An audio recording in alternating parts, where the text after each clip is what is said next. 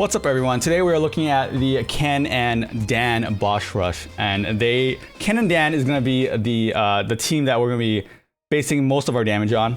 The other two bosses is Nero and Dalsum, but we're not really going to pay attention to them unless you have the new Vega. The new Vega is actually pretty strong, right?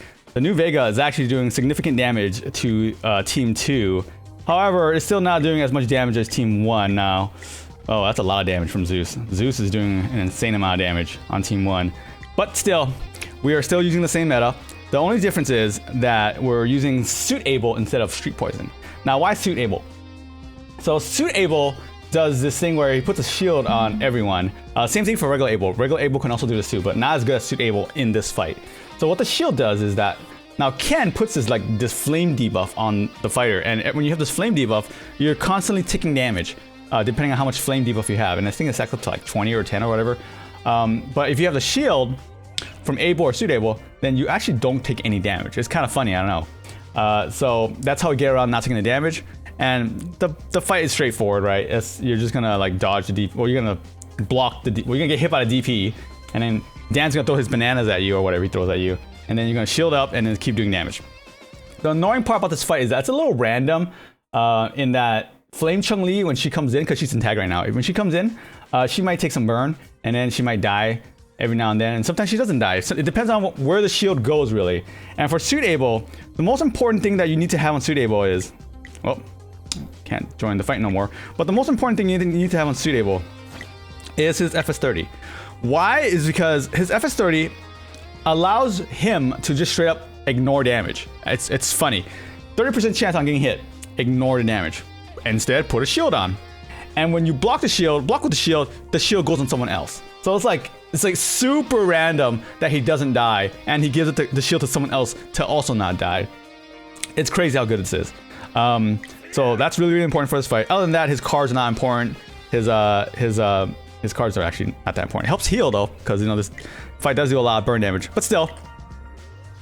But yeah, let's take a look at the replay and see how this works. Where's my replay? Here we go. Okay, so the tally is over already, but I still have the replay of the run, which is good.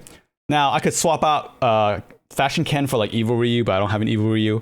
And my team 2 is using like a borrowed Go Ken. Otherwise, I would use Evil Ryu here. I probably should use Evil Ryu regardless, because this is the most damaging team. Now the EX I'm using is the Kami Vega EX, the Breath of Rage, and I think I'm using that's the Gao EX. Now you can change that with like Akuma EX or whatever EX that helps you do the most amount of damage. For me, it's the Gao EX. But more or less, all the runs from every other leaderboard player that I've seen pretty much generally does the same thing. Where, here, let me just play the replay right now. Where in the beginning we do nothing. We just sit there and just take the burn. But take a quick look. We have Adon in the back. He's taking this burn damage right now. He's slowly dying here. He's just slowly dying, right? But when he gets a shield from Abel, he got the shield from Abel. It says immunity, immunity, immunity, immunity, immunity, right? So he's not taking flame damage anymore, which is the entire point of this fight. So we wait until we have a bunch of meters here. Now the reason why I'm waiting so long is that because we kind of want to go non-stop on this super chain. Like if you go a little earlier, right, then you might not have enough meter to continue towards the end. And Abel's shields only last 8 seconds. Once those shields go down, you're dead. Like the fire will eat you alive. So that's why you kind of want to hoard as much meter as possible and just blow them all at the same time. And hopefully last and not die in between. So here we are. We're starting our super right around here. Now you can generally start around like here or a little bit before, depending on when you want to layer the Chun-Li stacks. Right now, the most important thing is layering the flame penetrations. And the random part about this fight is you want to get 50 stacks in 5 combos. Right now I got 16 in 1 combo. And you also want to dodge the DP. Like sometimes you can have Chun-Li come in and do her tag, her C2 when he's DPing, but it's very possible that you'll whiff because he kind of flies in the air. So you kind of want to time it so that he either lands and you kick him, or you do it before he jumps or he does his DP, right? So this is the second one. I'm at 24 now. 24 is like, 25 is really good, but 24 is And now the third super at 31, not good. Fourth super at 39, really not good. Now, The problem is here, right? Every time Chun-Li comes in, and you can see her health bar right now, her health bar is like at the halfway point. The problem is, every time she comes in now, she's at the rear. Like, she's considered the rear. And she's taking burn damage, and she does not have Able Shield. So, she could die just from coming in. And the problem is, the 5th time she comes in, she is very close to death. Because every time she comes in, she starts eating the flame. I think she's at 20 already. Let me see. Is she at 20? She's at like 1 or something like that. She's at 2, and she jumped away. So she has no health, okay? And Ken's at 48 flame penetrations. Not good. We want 50, right? 50 to be optimal. But here's the random part. All right, I activate the EX because it's the best one I have.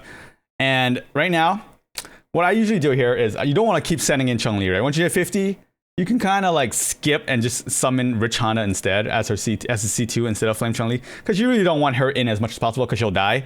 So right here, I think I Rich Honda C2. Let's see what I'm doing here. Okay, never mind. Let me rewind it. Did I do a Rich Honda C2? 48. Yeah, I did do a Rich Honda C2. Okay. I thought I was going crazy. All right. So, and now after you do a Rich Honda C2, Flame Chun-Li comes in again. But the problem here is she didn't die. It is random that sometimes she dies and sometimes she doesn't die. There are many times where she jumps in, like right here. She'll jump in. Look, she's already on fire as she's jumping in. Look at this. She's already on fire. So most of the time, she'll jump in and just die. But sometimes she gets a shield and doesn't die. It's kind of random. And this is the annoying part about this fight. So sometimes she lives and sometimes she doesn't die. And sometimes she dies.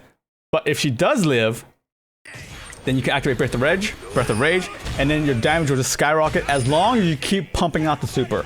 As long as you keep using Able C1, you won't die. And then just let the time run out. As long as Adon's alive, the fire will keep stacking, and then you'll get like 1 billion damage at least. So my fighters are level 284 for this fight. So even if you hit like 280, even if you're level 280, which is like I think the base, then you'll get easily over 1 billion. But yeah, that's how you do this fight. And usually I have a hard time remembering how to do this fight. So which is why I made this video, right? Because I keep forgetting when to time this. I keep forgetting why I'm dying. So, and this is probably the most annoying boss fight for the meta team out of the 3 boss rotations. Other than that, the narrow fight is pretty basic. You know, you just get your Vega and just make them all bleed, and the mummy dolls them. I do notice that I really hate fighting this boss, but I see a lot of people, they're doing a lot of damage with Sagat because he triggers. So if you get lucky, the triggers don't count as a, well, does it count as a special? It might count as a special now I think about it. Either way, I don't care about this fight.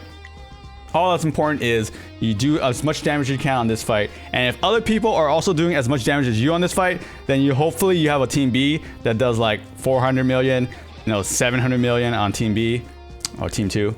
And yeah, but unfortunately I don't have a Vega, so I try to put all my eggs in one basket and just do like a bajillion damage on team 1. But it looks like our battle group is a bit competitive, and it looks like battle group zone 2 is very competitive.